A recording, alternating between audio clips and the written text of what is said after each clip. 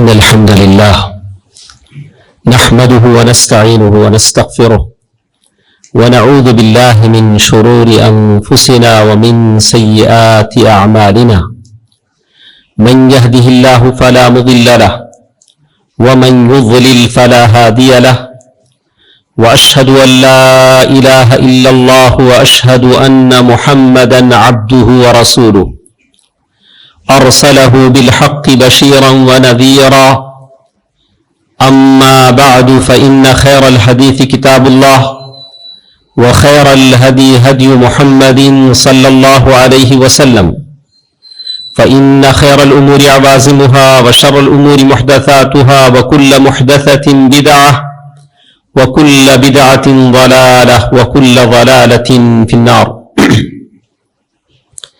فأعوذ بالله من الشيطان الرجيم بسم الله الرحمن الرحيم ومن آياته أن خلق لكم من أنفسكم أزواجا لتسكنوا إليها وجعل بينكم مودة ورحمة إن في ذلك لآيات لقوم يتفكرون.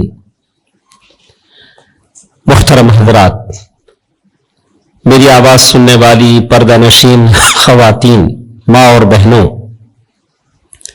ساری تعریفیں اللہ تعالیٰ کے لیے ہیں جو ہم تمام کا خالق ہے، مالک ہے، اور اس اللہ کا شکر ہے کہ جس نے صحت و سلامتی کے ساتھ ہم سب کو یہاں جمع فرمایا ہے. اللہ کے گھر میں آنا بیٹھنا یہ بہت بڑی سعادت ہے. کتنے ایسے بیمار مریض بستروں پر ہیں جن کی خواہش ہے کہ مسجد جائیں، لیکن ان کے لیے یہ مناسب یہ موقع نہیں مل پاتا، بیماری کی وجہ سے، نقاہت کی وجہ سے، کمزوری کی وجہ سے.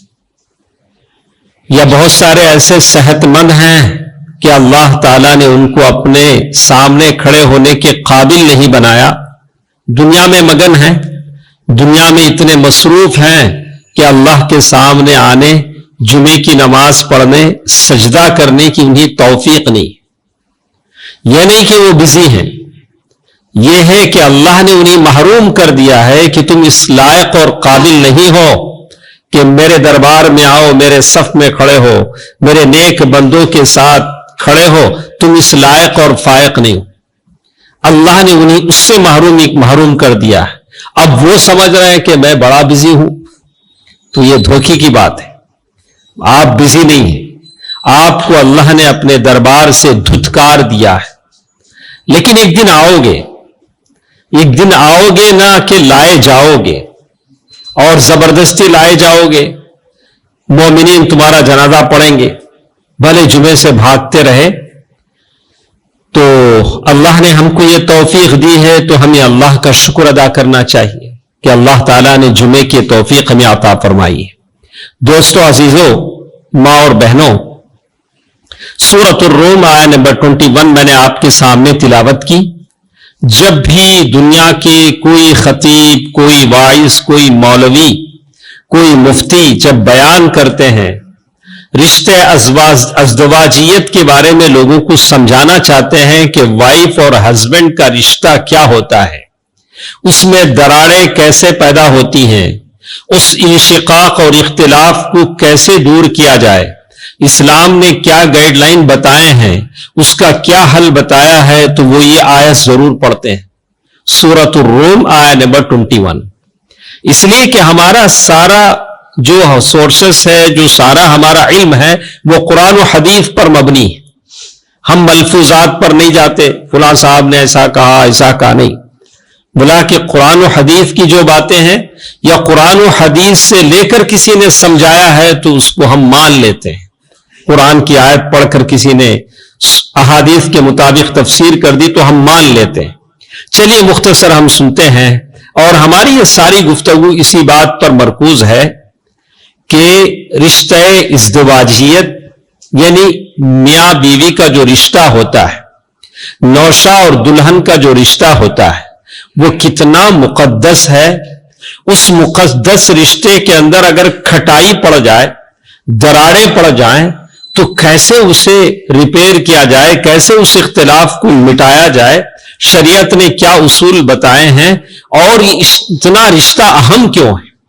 اللہ تعالیٰ نے قرآن مجید کی اس آیت میں کہا وَمِنْ آیَاتِهِ, اللہ نے بڑی بڑی نشانیاں قرآن میں بتلائیں.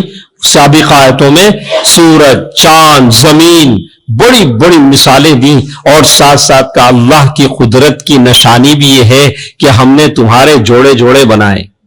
بیوی کو معمولی سمجھتے ہو, بیوی شوہر کو معمولی سمجھتی ہے؟ نہیں, قدرت کی نشانی ہے.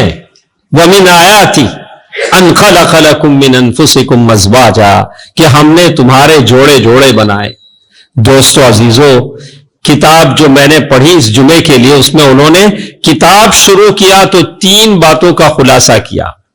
ہم میں سے کسی کی زندگی جنت ہے, بیوی سے بات سیٹ ہو گئی, دونوں کا دل و دماغ سیٹ ہو گیا, تو چلو جنت میں آپ ہیں, آپ اپنی زندگی جنت میں گزار رہے ہیں, کوئی ٹینشن نہیں. یہاں سے جائیں گے ہنسی خوشی, بیوی آپ کے لیے مزیدار کھانا بنا کے رہے گی, دونوں ساتھ بیٹھیں گے, کھائیں گے, پیار بھری باتیں کریں گے, ماشاء اللہ. چاہے آپ 40 برس کے ہوں, 100 برس کے ہوں, عمر کا کوئی لمیٹیشن نہیں. وہی پیار جو پہلے دن تھا آج تک باقی ہے, اور مرگ بستر تک باقی رہے گا, اس میں کوئی فرق نہیں پڑے گا. کسی کی زندگی جنت ہے, کسی کی زندگی جہنم ہے. روز ایک جہنم وہ دیکھتا ہے. گھر میں بیوی ہے جاہل, ان پڑھ, الڑ قسم کی, لیکن وہ جہنم دیکھتا ہے.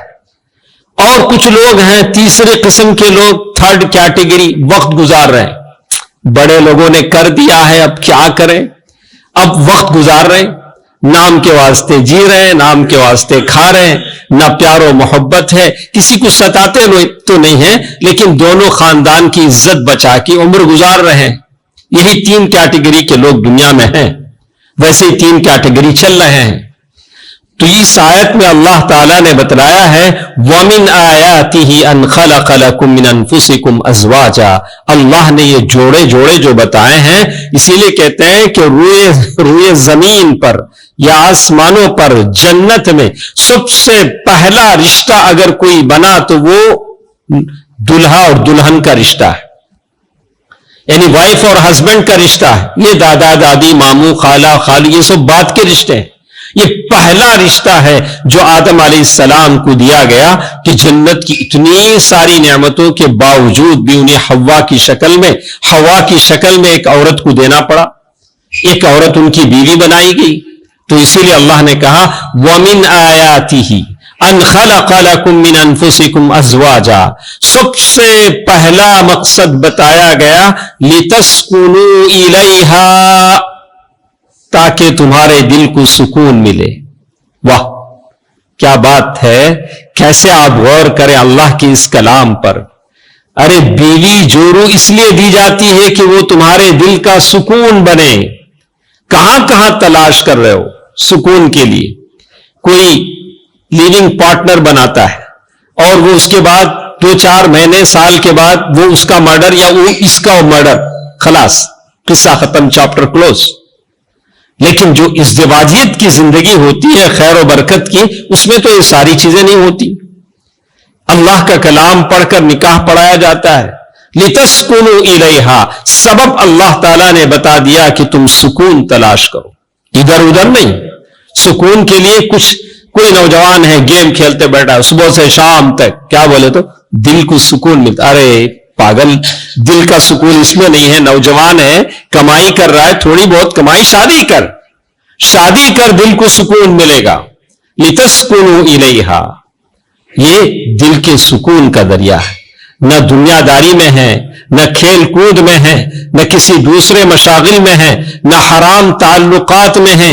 یہ صرف موبائل کی اس چیٹنگ میں ہے, کسی میں نہیں ہے. لِتَسْكُنُوا إِلَيْهَا, اگر سکون ہے تو بیوی سے ہے جو حلال ذرائع سے آپ کو ملے گی. وَجَعَلَ بَيْنَكُمْ مَوَدَّةً وَرَحْمَةً. پھر اللہ تعالیٰ نے یہ بھی بتا دیا کہ اس بیوی کے تعلق سے شادی کے بعد ہوگا کیا, تمہارے درمیان میں محبت پیدا ہوگی, بے پناہ محبت. بے پناہ محبت پیدا ہوتی ہے، ورحمہ پھر ایک دوسرے کے لیے غم گساری ہمدردی کے جذبات پیدا ہوتے ہیں. بھلے بوڑھے بھی ہو جائیں، دلہن نظر نہیں آتی، 90 سال کے ہو گئے، دونوں زندہ ہیں تو تڑپتے ہیں، ارے کہاں گئی وہ، ڈھونڈتے ہیں سارا گھر. بوڑھے ہو گئے ہیں، 90 سال 100 سال کے ہو گئے، لیکن دونوں ایک ساتھ رہیں گے، ایک ساتھ بیٹھیں گے، ایک ساتھ کھائیں گے. کہا کہ زندگی کے شروع میں محبت ہے تو زندگی کی انتہا میں مودت ہے، ایک دوسرے سے ہمدردی. اگر گر جائے تو اٹھا نہیں سکتے ہیں، لیکن دونوں ایک دوسرے کو دیکھ کر سکون حاصل کرتے ہیں، اور یہ ہمدردی کی جذبہ ہے ایک دوسرے سے. مودت و رحمہ. پھر آگے چل کر اللہ تعالیٰ نے کہا ان فی ذلک لآیات، یہ تو اساسی چیز ہے، بنیادی چیز ہے. دل کے سکون کے لیے ہم نے عورت کو بنایا ہے. اس کے علاوہ بہت ساری چیزیں ہیں، آپ غور و فکر کریں تو بہت ساری چیزیں اس میں نظر آ جائیں. ان فی ذلک لآیات لقوم یتفکرون، ان لوگوں کے لیے جو غور و فکر کرتے ہیں. اور ایک آیت آپ نے پڑھی ہوگی، اس میں اللہ تعالیٰ نے بڑی اچھے انداز میں بتا دیا. اللہ تعالیٰ نے سورہ بقرہ کی آیت ہے، بار بار میں جب بھی نکاح پڑھاتا ہوں، نکاح میں ضرور پڑھتا ہوں.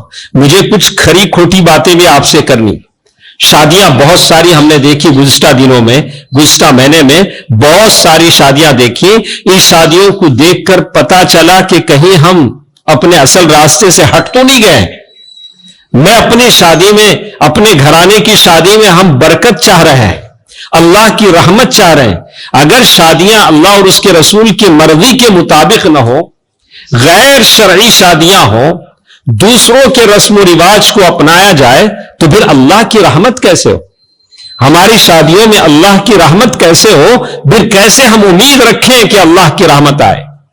اور دلہن شادی خانے میں آ رہی ہے، پھول برس رہے ہیں، گانا بج رہا ہے، پیچھے سے وہ بڑا کپڑا اٹھا کے وہ جیسے غیروں میں آتی ہیں. ارے وہ دلہن کا وہ گھونگٹ کدھر چلا گیا تھا جسے شرم و حیا کا پیکر بنا کر ہم دلہن کو بٹھاتے تھے؟ کوئی دیکھتا نہیں تھا. اب تو جب اندر آ رہی دلہن تو سارا مجمع دیکھ رہا ہے، اور ہم ماشاء اللہ شادی کے رخے پہ لکھتے ہیں کہ النکاح من سنتی. ارے ماتم مناؤ ایسی شادیوں پر. کہاں کی شادی؟ النکاح من سنتی. کون سی سنت پہ تم شادی کر رہے ہو؟ رخے پہ لکھو النکاح من سنتی. اور بنا پردے کے، بنا حجاب کے، اور وہ فنکشن ہال میں آ رہی ہے، اور پھر اسے پیچھے سے لوگ پکڑے جیسے نصرانیوں کی عورتیں دلہنیں آتی ہیں. یہ مسلمان ہیں، یہ مسلمان ہیں جنہیں دیکھ کے شرمائے ہنود. اور اس سے تر امتیاز. اسی لیے علماء نے کہا چلے مانتے، ہم سعودی علماء کا فتویٰ نہیں مانتے. سعودی علماء نے کہا کہ کامن اسٹیج حرام ہے. چلو اپنے علماء سے پوچھ لو، یہاں کسی عالم سے پوچھ لو کہ کسی دلہن کو میں ایسے اسٹیج پہ ٹھہرا کریں جہاں اسکرین لگے ہوں، سارے لوگ دلہن کو دیکھ رہے ہوں، سارے کیمرہ مین دیکھ رہے ہوں، وہ اپنے دلہن کے لباس میں ہوں، سارے رشتہ دار دلہن کے لباس میں، اچھے خوبصورت لباس میں ہوں، 10 5 کیمرہ مین اس کو اخذ کر رہے ہوں، تصویر لے رہے ہوں، اور آپ کہہ رہے النکاح من سنتی. اللہ اللہ، واہ کیا تعبیر آپ نے کی ہے النکاح من سنتی کی. نبی نے ایسا نکاح سکھایا تھا، نبی نے ایسے نکاح کرنے کی بات کہی تھی. کیوں ہم حدیث نبوی کی دھجیاں اڑاتے ہیں؟ کیوں اس طرح سے کرتے ہیں؟ یہ حرام ہے، حرام. جتنے کانوں تک میری آواز جائے اس بات کا حد کر لیں. یہ خرافات، یہ رسم و رواج آپ کے بیٹوں میں، آپ کے پوتوں میں، آپ کے نسلوں میں جب تک آپ زندہ ہیں ہرگز نہیں ہوگی. ایسی شادیاں ہم نہیں کریں گے، ہم ایسی شادیاں ہرگز نہیں کریں گے. ہم ویسے کریں گے جیسے نبی نے سکھایا تھا. ارے ابھی تو پٹالم مارکیٹ میں ابھی بھی وہ گھونگٹ ملتا تھا جہاں دلہن کو گھونگٹ اڑا کے بٹھا دیے جاتے تھے، بڑے سر جھکائے، بڑے شرم و حیا کے ساتھ، عفت کے ساتھ دلہن شرماتی ہوئی بیٹھتی تھی. کیسے اس دلہن کا موازنہ نہ اس دلہن سے کرو جو اسٹیج پر ٹھہری ہے، ساروں کو ہائے ہائے بائی بائی بول رہی ہے. شرم آنی چاہیے. غیرت کی دھجیاں اڑ جاتی ہیں. دیوتوں کو اگر میں یہاں تلاش نہ کروں تو کہاں تلاش کروں؟ कहां मिलेंगे वो दयूत, वो बेगैरत लोग जो दूसरे मसाइल में घंटों बहस करें, लेकिन इसमें तो किसी का इख्तिलाफ नहीं है। इसमें किसका इख्तिलाफ है? कौन से फिक़्ही मसलक का इख्तिलाफ है कि इस तरह की बेहुरमती की जाए, हराम कारियां की जाएं और बिरशान व शौकत के इजहार के लिए, और जिंदगी भर हम बरकत बरकत। अरे कहां से आएगी बरकत? आपने पहला कदम ही अल्लाह को नाराज करके किया है। पहले कदम पर आपने अल्लाह को नाराज किया है।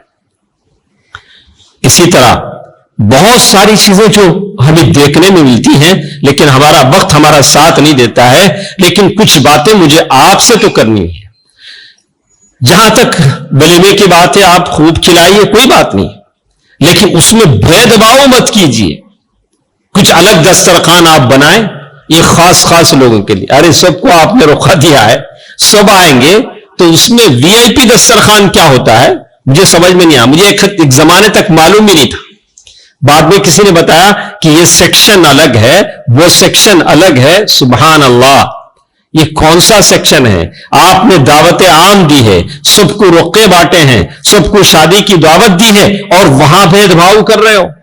वहां सबके लिए एक सा आप नहीं कर रहे हो, खिला नहीं रहे हो। बुला के खिलाना तो अच्छी बात है, लेकिन ये भेदभाव सही नहीं कि कोई गरीब है तो इधर जाओ, कोई मालदार है तो इधर जाओ, कोई साख वाला आदमी है तो उधर जाओ। बुला के नहीं, ये स्थिति नहीं होनी चाहिए। बहरकैफ बातें बहुत हैं, मुझे उसमें जाना नहीं है, लेकिन ये कुछ बातें थी। मैं हर अक्लमंद इंसान, हर हसास और फिक्र रखने वाले इंसान से मैं इल्तिजा करूंगा, इल्तिमास करूंगा, अपनी शादियों को, अपने खानदानी शादियों को इससे दूर रखें। ये मैं मजाक की बातें नहीं कह रहा हूं, ये हकायक पर मबनी बातें हैं जो मुआशरे में मैं देख रहा हूं, जिसकी वजह से हमारी शादियों से बरकतें उड़ गई हैं। हम अल्लाह की रहमत को तलाश रहे हैं, लेकिन अल्लाह की रहमत हमसे कोसों दूर जा रही है, सिर्फ अल्लाह की शरीयत की मुखालफत की वजह से। मैंने सूरत रूम की आयत आपके सामने पढ़ी थी। सूरत रूम की आयत के बाद मुझे एक आयत से आपको लेना था, जिसमें कहा हुन्ना लिबासुल लकुम व अंतुम लिबासुल लहुन। सूरह बकरा की आयत है। कुरान जब भी लोगों को समझाता है, बड़ी लंबी चौड़ी बहस नहीं करता है, बस एक छोटी सी आयत कह देता है, बोल देता है आप बैठें, सोचें कि इसकी क्या क्या तफसीर बनती है, आप इसकी तफसीर करते जाएं, लेकिन अपने दिमाग से नहीं, लेकिन कुरान और सुन्नत की शरीयत के हिसाब से, सहाबा के अक़वाल से, तफसीर बिल मासूर अहादीस की रोशनी में आप तफसीर करते जाएं, तो अल्लाह के नबी, अल्लाह ताला की आयत हुन्ना लिबासुल लकुम व अंतुम लिबासुल लहुन, आप इसको लिबास, ये जो कहा कि औरतें आपके लिए ड्रेस हैं और मर्द आप औरतों के लिए ड्रेस हैं, इसका क्या मतलब है? मतलब तो साफ है कि मैं जब ड्रेस खरीदूंगा तो जो चाहे ड्रेस तो नहीं खरीद लूंगा। मैं जींस पैंट खरीद लूं, नहीं, मेरा मन नहीं करता पहनने का, आप पहन ले, मैं नहीं पहनता जींस पैंट, आप अगर पहना पहन ले। कोई और इतना छोटा सा शर्ट बोला कि नहीं मैं नहीं पहनता, आप पहनना। तो एक एक की एक मर्जी है। वैसे ही दुल्हने भी अपनी मर्जी पर ली जाती। कोई नेक सालिहा कानिता दुल्हन देख लेता है, पसंद कर लेता है, कोई अपनी पसंद कर लेता है, जो अपनी अपनी पसंद के हिसाब से कर लेता है। लेकिन कहा कि हुन्ना लिबासुल लकुम, अल्लाह के नबी ने उसका भी ये बता दिया, फज़फर बिज़ातिद्दीन तरिबत यदाक, दीनदार औरत से शादी करो, दीनदार औरत से शादी करो, वो तुम्हारे साथ सब्र करेगी, तुम्हारे साथ मुश्किलात में सब्र करेगी। अस्मा बिन्ते अबी बकर रज़ियल्लाहु अन्हा बड़ी आलिमा, जाहिदा, बड़ी खिदमत गुजार थी। उनके जो शौहर जुबैर बिन अव्वाम रज़ियल्लाहु ताला अन्हु थे, जरा तबीयत के सख्त थे, कभी मार देते थे, पीट देते थे। अस्मा बिन्ते अबी बकर कई बार अपने अब्बा के पास गई, बोली अब्बा मेरे से बर्दाश्त नहीं हो पाता है, बहुत मार पड़ती है। अल्लाह के अबू बकर सिद्दीक रज़ियल्लाहु ताला अन्हु ने कहा कि बेटी सब्र कर ले, बेटी सब्र कर ले, वो नेक इंसान है, जुबैर बिन अव्वाम नेक इंसान है, बड़ा मुत्तकी इंसान है, सब्र कर ले। ये सही बाप की रहनुमाई होती है बेटी के लिए। ये अस्मा बिन्ते अबी बकर हैं, अब्दुल्लाह बिन जुबैर की मां हैं, उस अजीम मुजाहिद की मां हैं जिन्होंने हज्जाज बिन यूसुफ की फौजों से टक्कर ली थी। عبداللہ بن زبیر رضی اللہ تعالیٰ عنہ جو بڑے بڑے فقہاء میں جن کا شمار ہوتا تھا. اور اسی طرح جب عورتوں کو دیکھیں گے کہ اللہ کے نبی صلی اللہ علیہ وسلم کی وہ بیوی حفصہ بنت عمر رضی اللہ عنہما ام المؤمنین حفصہ جن سے معمولی کوئی غلطی ہو گئی. غلطی کیا ہے؟ اللہ کے نبی صلی اللہ علیہ وسلم نے ایک بھید بتایا. اور بھید کی جب آپ بات کرتے ہیں کہ میاں بیوی کا بھید بھی بڑا عجیب ہوتا ہے. اللہ نے اسی لیے اسے تشبیہ دی. ہن لباس لکم، دونوں ایک دوسرے کے لیے ڈریس ہے کا مطلب ہے کہ اگر جسم پر یہاں کچھ ہو تو ڈریس اوپر سے اسے ڈھانپ دیتا ہے. تو میاں بیوی وائف اور ہسبینڈ کے جو بھید اور اسرار ہیں وہ دونوں میں ہونی چاہیے. وہ بیڈ روم سے باہر، گھر سے باہر نہیں جانا چاہیے. ایسا نہیں ہونا چاہیے فوراً فون لگایا امی ایسا ہوا امی ایسا ہوا. دونوں بھی فون لگاتے ہیں، نہیں کہ صرف دلہن ہی لگاتی ہے، بیٹا بھی لگاتا ہے، دلہن بھی لگاتی ہے. ایسا نہیں لگانا چاہیے. اور یہاں اللہ کے نبی صلی اللہ علیہ وسلم نے حفصہ رضی اللہ تعالی عنہا کو ایک بھید کی بات بتائی. حفصہ رضی اللہ تعالی عنہا نے اس بھید کو بتا دیا ام المؤمنین عائشہ سے. اللہ کے نبی کو شاید غصہ آئے گا، غصہ تو آیا ہی. اللہ کے نبی صلی اللہ علیہ وسلم نے طلاق دے دیا. طلاق دے دی تو کہتے ہیں بہت، تو آپ سمجھے کہ جبریل امین سفارشی بن کر آ گئے. بولا راجع حفصہ، اللہ کے نبی حفصہ کو آپ اپنی زوجیت میں لوٹا لیں. کون سفارش کر رہا ہے؟ فرشتوں کا سردار جبریل امین، جس کے 600 پر ہیں، جس کا ذکر اللہ نے قرآن میں کیا. تو عورتیں، بہنیں، دیندار خاتون ایسے ہوں کہ فرشتے ان کی سفارش کریں. کہتے ہیں راجع حفصہ، اللہ کے نبی حفصہ کو اپنی زوجیت میں لے لیں. فَإِنَّهَا صَوَّامَةٌ وَقَوَّامَةٌ، اللہ کے نبی وہ بڑی روزدار ہے، بڑی نمازیں پڑھتی ہے. اللہ کے نبی اسے آؤ کا ساتھ ساتھ بھی کہا زَوْجَتُكَ فِي الْجَنَّةِ، اللہ کے نبی یہ آپ کی جنت میں بھی بیوی رہے گی. سبحان اللہ، سبحان اللہ، کیا سفارش ہے. تو دوستو عزیزو، یہ دونوں طرف سے بھی ہوتا ہے. خاندان کا جو بھید ہے، گھر کی جو باتیں ہیں، باتوں کو اگر ہم لوگوں کے سامنے پھیلاتے ہیں، جیسے بے غیرت نوجوان ہیں، نئی نویلی دلہن آئی، سارے فوٹو انسٹاگرام میں ڈال دیے، دیکھا ہم ادھر گئے تھے گھومنے، ادھر گئے تھے. یا نادان، اللہ نے بیوی تجھے اس لیے دی تھی کہ اپنی دوستوں میں اس کی تشہیر کرے، اس کے فوٹوؤں کو پھیلائے. یہ تو بے غیرتی کی بات ہے، بے غیرتی کی بات ہے. اور یہ تو ہوتا بھی ہے، کیونکہ شادی ہی سے یہ چیزیں شروع ہو جاتی ہیں. جب شادی کی محفل ہی بے غیرتی پر مبنی ہوتی ہے تو باقی ساری چیزیں ویسی ہوتی. آدمی کو احتیاط کرنا چاہیے، اپنی شریعت کا لحاظ کرنا چاہیے. اللہ تعالیٰ نے کہا ہن لباس لکم وانتم لباس لہن، تم دونوں ایک دوسرے کے ڈریس ہو، ایک دوسرے کے لیے پردہ ہو. تمہارے جو عیوب ہیں، جو گرمی اور سردی سے جیسے کپڑا ایک دوسرے کو چھپاتا ہے، ویسے تم ایک دوسرے کو چھپانے کی کوشش کرو، اسے ظاہر نہ کرو جیسے بتایا گیا. تو قرآن مجید کی بہت ساری آیتیں اس تعلق سے تھیں. اس کی بڑی تفسیر ہے، ہمارے پاس اتنا ٹائم تو نہیں ہے، بڑی تفسیر ہے انشاءاللہ. اس کے لیے تو ایک محاضرہ رکھا جائے، ایک پورا لیکچر رکھا جائے جہاں لوگ بیٹھیں سنیں کہ ازدواجی زندگی کی کیا باتیں بنتی ہیں. تو اللہ تعالیٰ نے صاف طور سے بس قرآن مجید کی آیتیں ہم سمجھ لیں تو بس کافی ہے. واللاتی تخافون نشوزہن فعظوہن واہجروہن فی المضاجع. اللہ تعالیٰ نے اصول بتائیں کہ اگر دونوں میں اختلاف پیدا ہو جائے. آج ہوتا کیا ہے، ہم ظالموں کے پاس جاتے ہیں، ان کے پاس ہم فیصلے مانگتے ہیں. آخری شکل ہوتی ہے، کوشش ہوتی ہے کہ ہم مان جائیں، بیٹھیں، حکم آ جائیں. لیکن آج مزاج ایسے بن گیا ہے کہ ہم مانتے بھی نہیں. اگر عالم صاحب بیٹھ جائیں، مفتی صاحب بیٹھ جائیں، سمجھانا چاہیں، سمجھ جائیں تو بات ختم ہو جائے. افحکم الجاہلیت یبغون. اور آخر العلاج الکی، پہلے زمانے میں بیماری کا علاج نہیں ہوتا تو جلا کر ڈالا جاتا تھا، علاج ہو جاتا تھا. تو آج بھی ویسے کرتے لوگ. وہ دیکھ علماء بیٹھے، امام بیٹھے، مان جائیے، صلح صفائی کر لیجئے، ادھر ادھر جانے کی ضرورت نہ پڑے. لیکن لوگ مانتے نہیں. قرآن نے بھی کہا حکما من اہلہ وحکما من اہلہا، دونوں طرف کے دو جج آ جائیں. اسی لیے نکاح میں دو وٹنس بنائے جاتے ہیں تاکہ بعد میں اگر کچھ ہو تو دونوں بیٹھیں اور دونوں بیٹھ کر صلح صفائی کر لیں. اور بہت سارے اختلافات زندگی میں ایسے بھی ہوتے ہیں کہ کچھ چیزوں کی پہلے سے ہمیں طے کر لینی چاہیے. جیسے لوگ کہتے ہیں دیکھیے شادی کے بعد لڑکی کو جاب کرنے کی اجازت نہیں ہوگی. یہ بات چیت کب ہونا ہے؟ شادی سے پہلے ہونا ہے.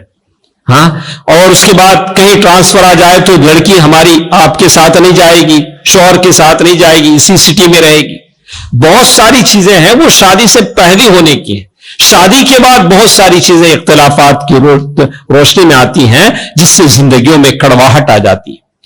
ایک اہم چیز جو میں آپ کو بتا کر اپنی بات ختم کرتا ہوں وہ یہ کہ شادی کا خلاصہ کسے کہتے ہیں؟ یہ کہ محبت کے جو اسباب ہیں اسے اختیار کریں کہ کیسے بیوی کو اپنے سے قریب کر سکتے ہیں، بیوی شوہر کو کیسے اس کا دل جیت سکتی ہے. اسے تلاشے، سوچے کہ کیسے ہم دونوں ایک دوسرے سے قریب رہ سکتے ہیں. اللہ کے نبی صلی اللہ علیہ وسلم نے اس کے سارے مثالیں بتائی. حضرت عائشہ رضی اللہ تعالیٰ عنہ کو مسجد میں لے گئے، حبشیوں کا کھیل بتایا، کبھی ان کے ساتھ دوڑ کا مقابلہ کیا اور کبھی یہ جیت گئے تو کبھی وہ جیت گئے. کہا کہ فتل کا بتل کا، وہ جو پہلے تم مجھے ہرائی تھی نا اب میں تمہیں ہرا رہا ہوں. بولا کہ ایک طرح کا مزاج، خوش مزاجی بیوی کے ساتھ. بیوی شوہر کو ٹائم دے، شوہر بیوی کو ٹائم دے، اس سے زیادہ جو اپنے موبائل کو دیتے ہیں. دونوں ایک دوسرے کے ساتھ بیٹھیں، باتیں کریں، ایک دوسرے کا مزاج سمجھنے کی کوشش کریں. لیکن آج کل جو ہم دیکھ رہے ہیں بہت سارے معاملات میں کہ لوگوں کا دماغ مادیت پرستانہ دماغ بن چکا ہے. مادیت پرستانہ دماغ، مال کے بدولت ایک دوسرے کا تعلق قائم رکھنا چاہتے ہیں. کبھی مہر کے پیسوں کو لے کر بحث ہوتی ہے کہ ہم نے اتنے سورن مہر دیا، وہ کیا ہوا؟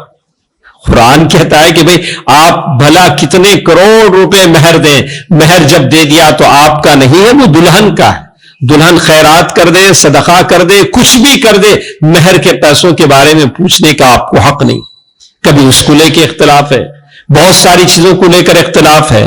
تو دوستو عزیزو، ساری بات کا خلاصہ یہ ہے کہ زندگی دو چیزوں پر منحصر ہوتی ہے. ایک جلب اسباب السعادت والمودت والمحبہ، یعنی ایک دوسرے کی محبت کیسے باقی رہتی ہے اس کے اسباب کو آپ ڈھونڈیں. دونوں کے درمیان اختلاف کے جو راستے ہیں اسے آپ بند کر دیں. اختلاف جہاں جہاں سے آ سکتا ہے، مال سے، سلوک سے، ایک دوسرے کے بھید کی باتوں کو بتانے سے، اس سے آپ بند کر دیں. کبھی شوہر ہے اپنا پیسہ اپنے ماں باپ پر خرچ کرنا چاہتے، اس کی کمائی ہے، خرچ کر دے، بیوی اعتراض نہ کرے. آپ امی کو اتنا دیتے ہیں، ابا کو اتنا دیتے ہیں، پھر ارے آپ تھوڑا نہ کما رہے ہیں، آپ کی زندگی اچھی گزر رہی ہے، آپ کا شوہر اپنے خاندان والوں کو کچھ دے دلا رہا ہے، تو اس میں غلطی کیا ہے؟ آپ اعتراض نہ کریں، آپ اپنی جگہ رہیں، اس کے معاملات میں دخل نہ دیں. اور اسی طرح دلہن اپنے میکے جانا چاہتی ہے، اپنے سسرال جانا چاہتی ہے، بلا سبب نہیں، زیادہ تر نہیں، اسے اپنا گھر یاد آتا ہے تو آپ اس پر نہ ٹوکیں. ارے آپ بار بار چلی جاتی ہیں، اگر وہ بلا سبب نہیں جاتی ہے اور جانے سے کوئی فرق پڑتا نہیں تو اسے جانے دیں. یہ ساری باتیں ہیں جو آپس میں تنازع کا شکار بنتی ہیں. اختلافات یہاں سے جنم لیتی ہیں، زندگی میں کڑواہٹ آ جاتی ہے. تو بہت ساری حدیثیں ہمارے ساتھ تھیں، انشاءاللہ پھر کبھی ہم آپ کے سامنے پیش کریں گے. اللہ کے نبی صلی اللہ علیہ وسلم کی بہت ساری حدیثیں اس میں انہوں نے یہاں بیان کی. اس کتاب میں کہا کہ ان لربک علیک حقا. سلمان الفارسی ابو الدرداء رضی اللہ تعالیٰ عنہ کی ایک مشہور حدیث ہے، اس حدیث کو بتا کر میں اپنی بات ختم کرتا ہوں کہ رب کا آپ پر حق ہے. آپ وہ حق ادا کرتے ہیں، نماز پڑھتے ہیں، روزہ رکھتے ہیں.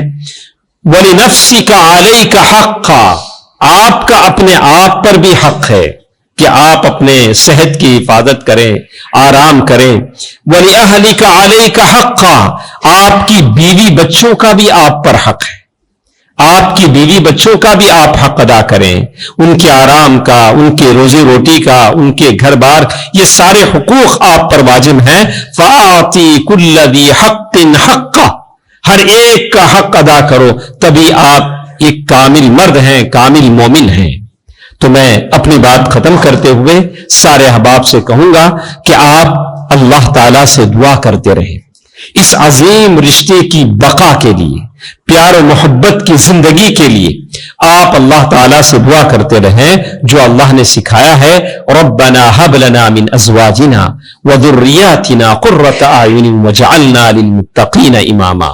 بار بار اس دعا کو پڑھیں، اس لیے کہ آپ کا گھر آباد ہے تو سارے معاملات صحیح. آپ گھر میں پریشان ہیں تو دنیا میں کوئی کام نہیں کر سکتے، نہ آپ کی تجارت صحیح ہو سکتی ہے. آپ محموم الفکر مخموم القلب اپنے گھر سے نکلیں گے، آپ گھر سے پریشان ہیں تو باہر دنیا میں کیا کر سکیں گے؟ آپ کے گھر میں چین ہو، سکون ہو. جب آپ دنیا سے نکل کر گھر جائیں تو دروازے پر آپ کی استقبال کرنے والی مسکراتی بیوی ہو جو آپ کا حق ادا کرتی ہو تو آپ خوش نصیب انسان ہیں. اللہ تعالیٰ سب کو زندگی کی خوشیاں عطا فرمائے. اللہ تعالیٰ سب کو ایسی عورتیں جو اپنے شوہروں سے پریشان ہیں، یا اللہ انہیں صالح مرد عطا فرمائے اور صالحہ بیویاں اللہ تعالیٰ مردوں کو عطا فرمائے. اللہ تعالیٰ جتنے حاضر ہیں سب کی دعاؤں کو شرف قبولیت عطا کرے.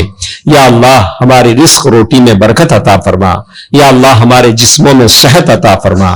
یا اللہ جو بچے ہمارے پاس بنا روزگار کے ہیں انہیں اچھے روزگار عطا فرما، ان کی تجارتوں میں برکت عطا فرما. یا اللہ ہمارے مسلمانوں کی اولادوں کو اچھی تعلیم عطا فرما. یا اللہ عالم اسلام میں جہاں جہاں مسلمان پریشان ہیں، یا اللہ ان پریشان مسلمانوں کی مدد فرما. یا اللہ دنیا میں جہاں جہاں مظلوم مسلمان جیلوں میں پھنسے ہوئے ہیں، سلاخوں کے پیچھے ہیں، یا اللہ ان تمام کو آزاد فرما دے. یا اللہ ان تمام کو آزادی عطا فرما دے. یا اللہ ہم سب تیرے رحم و کرم کے محتاج ہیں. یا اللہ سب پر اپنا رحم و کرم فرما. آمین. صدق اللہ العلی العظیم ونفعني وإياكم بالآيات والذكر الحكيم إنه تعالى جواد ملك كريم بالرؤوف الرحيم.